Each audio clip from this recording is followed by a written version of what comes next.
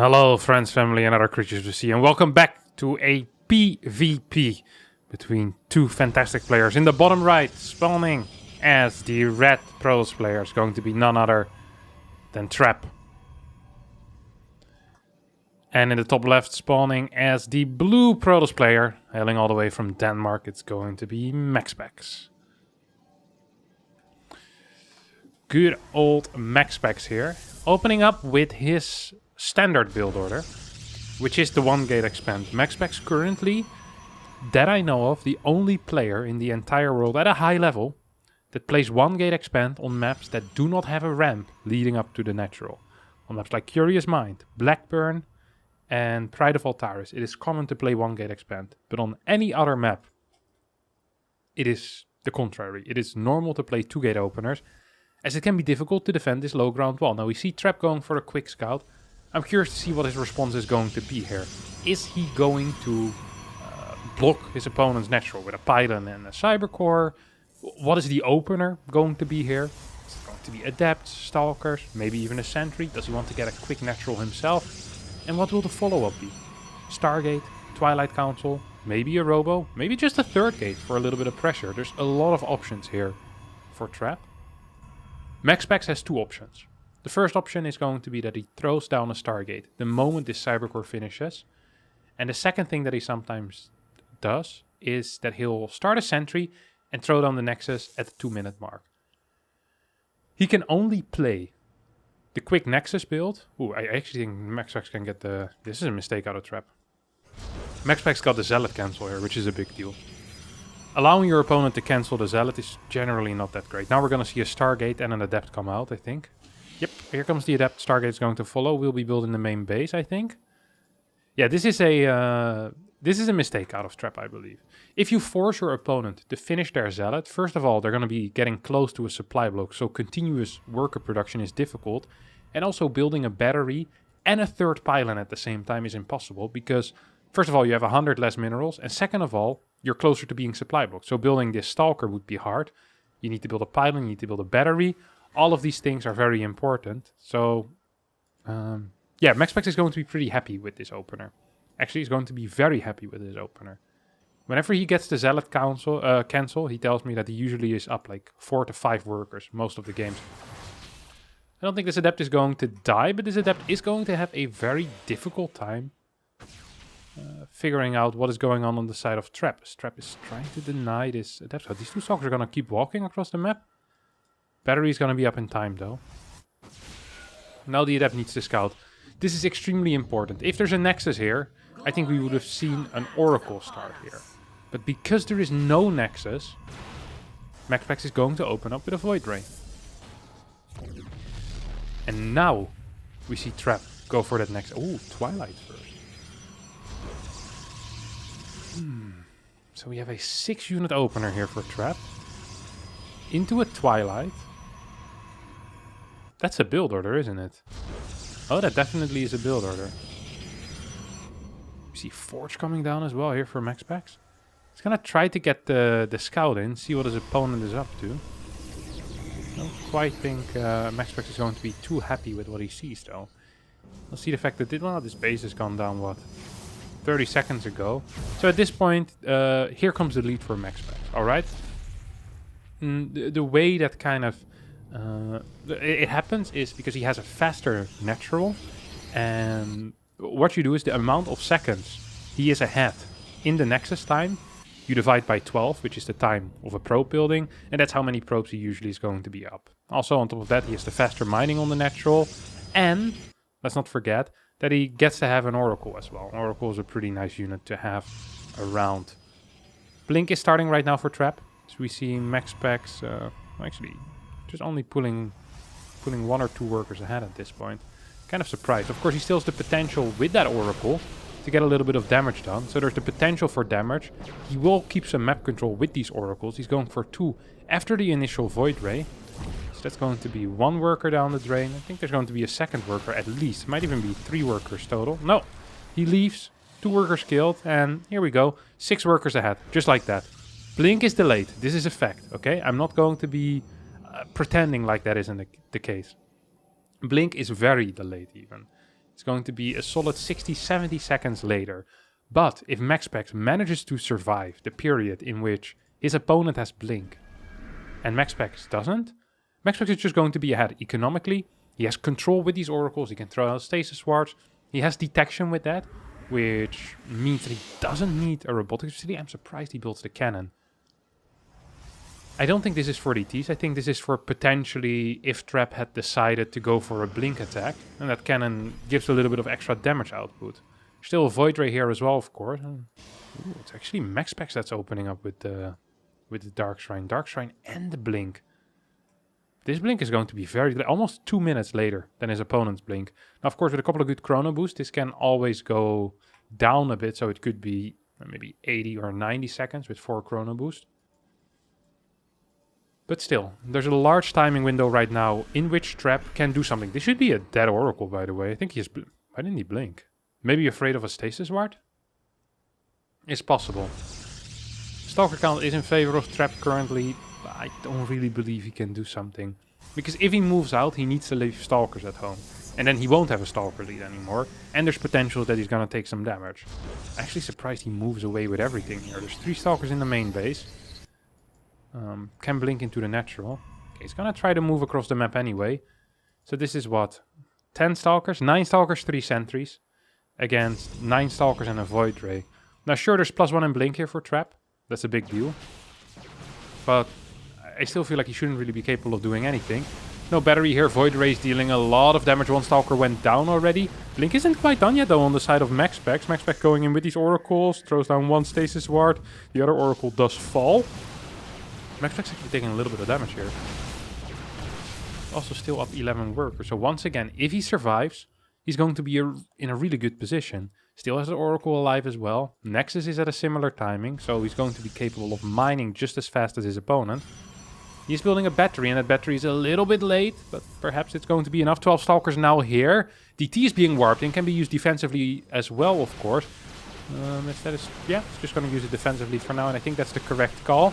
Once that battery finishes up, I think MaxPax is going to be out of trouble, but it's still 6-7 seconds away, and that's a very long time if your opponent has like a 5 Stalker lead.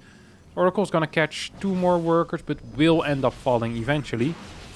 And once the dust settles, let's take a quick look at this situation right now. We've had an exciting first 8 minutes.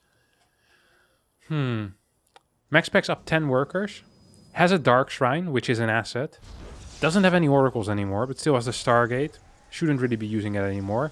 Upgrades are practically even at this point. I mean, MaxPax can start at +2 at any moment. I think I'd prefer MaxPax's position here. Ooh, this DT could have done something. It's gonna go in right now. Will be capable of killing, I think, 2-3 workers before getting taken out here. Trap's response is always so fast against this type of stuff. Trap is actually ridiculously good. Very quick, good brain, interesting strategies, very optimized strategies usually as well. It's always nice to see Trap play. Whenever you copy one of Trap's builds, you know it's going to be difficult to optimize it even further. Or if you play something that perhaps Zest or Zaun does, often there is something to be made in those games. Good vision as well out of Trap here. He's seeing everything. He's going to be moving towards the left side as well. As I turn on the music. Fill up the void.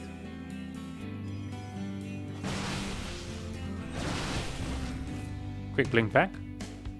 Feels like Trap is just keeping that map control right now with a large Stalker count.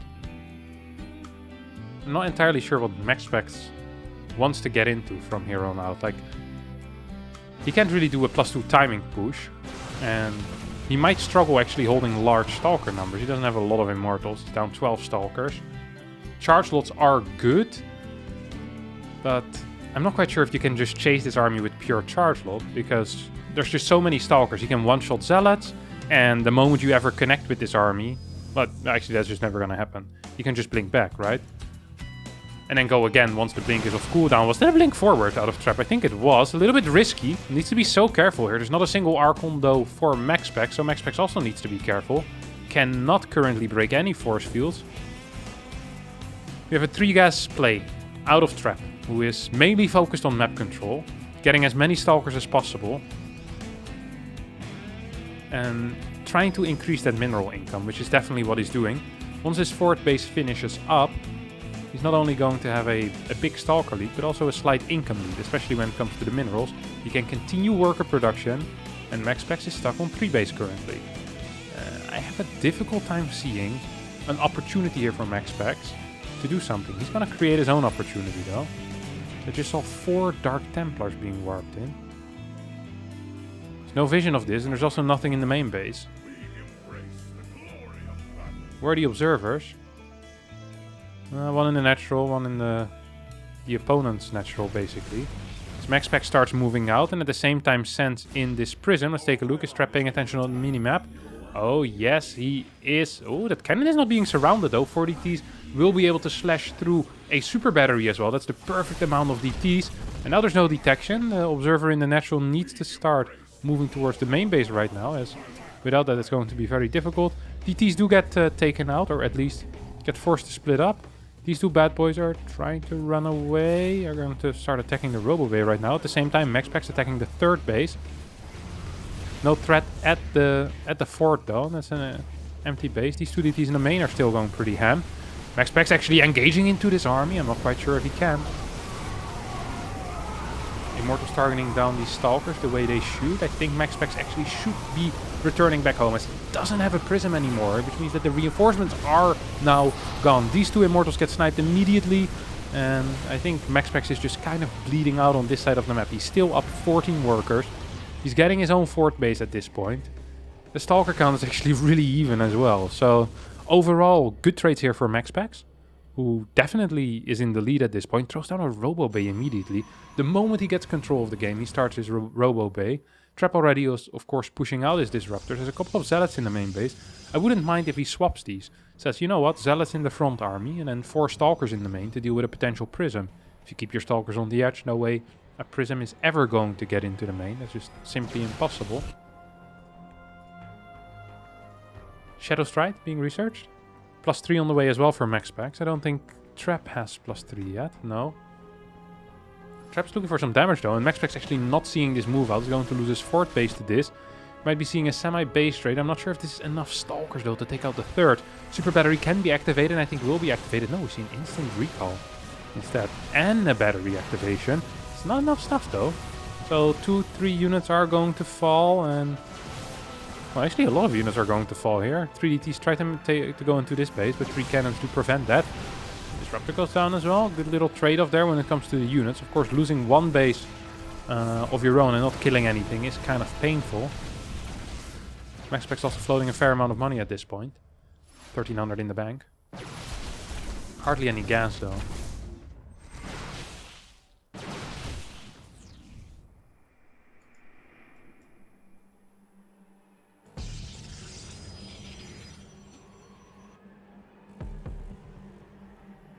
DTs once again looking for some action.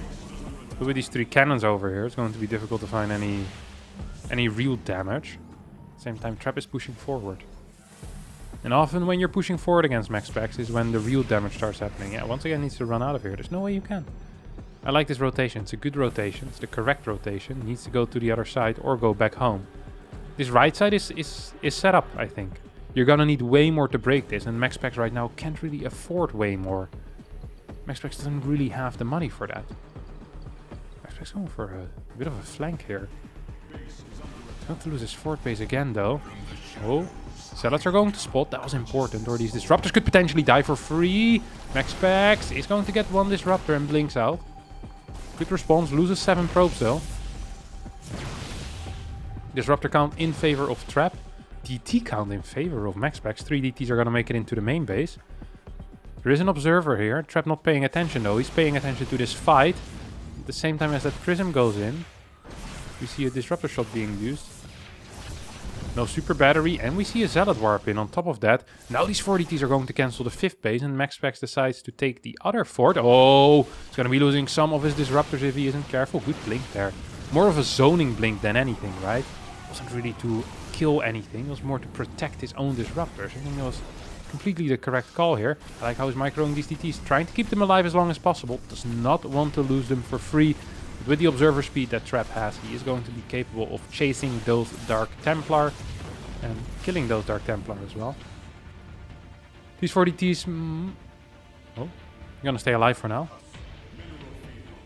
Surprisingly. That actually is kind of surprising, honestly, that these DTs do stay alive. Big Disruptor shot is not going to hit anything. MaxPax throwing out a couple of zoning Disruptor shots. And right now this position is obviously very winning for Trap. Trap is just up in supply. Up a base. It's down an upgrade though, which is painful. Interesting, blink forward. It's going to be able to take out 2 out of the 3 Disruptors. The other Disruptor doesn't have a shot. And this is really where that Disruptor lead matters the most. Is if you can blink on top of your opponent's Disruptors, and you still have Disruptors, you just get a base for free, because you can use your own Disruptors to zone, and that's exactly what Trap is doing here. Beautiful play, once again, puts MaxPax back on 3 bases, 15 minutes and 59 seconds into this game. Don't really like losing your Zealots. This seems kind of wasteful in a way. It's nice to kill a Pylon, but losing 6-7 Zealots for it. Often players, when they're far ahead, start making this type of sloppy play. I'm not a huge fan of it. I do it myself as well very often, where you're so far ahead that you feel like you can afford it. Doesn't matter anyway, but of course it's still just a bad trade. And if there's no need to take it, then why would you take it? This is a good trade though. 2 Disruptor shots for a Stalker and a little bit of damage on that Archon. Almost gets another Stalker. I love these rotations out of Trap, by the way. Just continuously rotating from the right to the left, from the right to the left. Back and forth, back and forth, back and forth. I'm a huge fan of that. I really am a huge fan of that. These DTs are going to get caught by these Stalkers and Zealots. That is a useless fight. A fight that MaxPax can't afford to lose either. So it's going to recall back home. Doesn't want to get caught. Once again, it's going to be too slow in the rotations though. As for a... well, what is this? I wish you could see a Nexus cancel as well, rather than... Ooh! That was a funky blink. Actually, MaxPax ends up killing his own Archon as well. MaxPax really in a bit of trouble here. Because the DT warp in him, and the DT run by, will be able to once again take out his opponent's 5th base. And they're kind of trading base for base. The problem is that Trap has just been outmining his opponent this entire game. Unit lost also in favor of Trap. Mining in favor of Trap. Upgrades in favor of MaxPax. And the fact that he has a bunch of DTs on the map is very useful.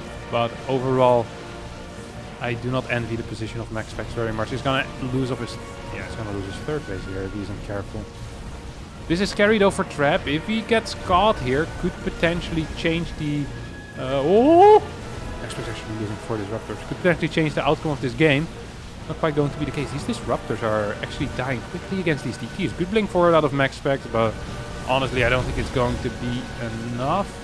MaxPax is still staying in the game, but for how much longer? GG gets called and Trap wins this game here on Berlingrad. After not even the greatest of starts, honestly. It felt like MaxPax was in the lead. But that Mass Stalker really working out here for Trap. And netting him the win in the end. Having continuous map control really helping him out there. That's going to be it for me today. Thanks everyone so much for watching. Hope you did enjoy it. If you did, don't forget to hit the like button, subscribe to the channel. And hopefully I'll see you all next time for a new video. Bye bye.